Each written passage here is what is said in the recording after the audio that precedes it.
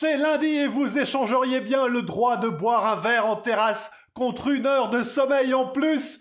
Nous aussi, bienvenue sur Aimons l'Info. Et si vous faisiez votre propre test PCR tout seul à la maison, grâce à une capsule de Nespresso et une casserole d'eau bouillante, alors que les tests du Covid habituels doivent être envoyés en laboratoire, ce qui est coûteux et prend plusieurs jours, un chercheur de l'université de Wageningen aux Pays-Bas a trouvé une solution originale. Une fois l'échantillon récolté et placé dans une solution destinée à amplifier l'ADN, il est logé dans la dosette elle-même remplie de paraffine qui va garder le mélange à 65 degrés. On fait bouillir le tout 25 minutes et si le tube ressort jaune, vous êtes positif au Covid. Selon Vittorio Saggiorno, l'inventeur de cette méthode, le dispositif est très bon marché, facile à produire à plusieurs millions d'exemplaires, universel et zéro déchet.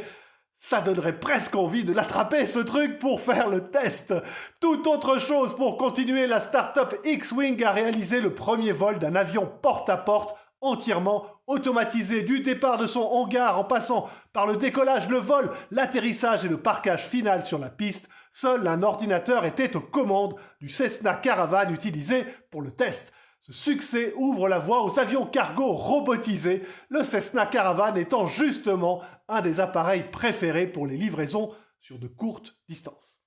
Enfin, si je vous disais que le cours du dollar plonge car les imprimeries qui le fabriquent sont à l'arrêt, ça vous paraît fou? Pourtant, c'est ce qui est arrivé au Bitcoin samedi. La monnaie électronique a en effet baissé de quelques 12%, en grande partie parce que de nombreuses fermes à Bitcoin chinoises étaient à l'arrêt. Victimes d'une gigantesque panne d'électricité, ces installations de la province du Xinjiang créent du Bitcoin en résolvant des situations complexes.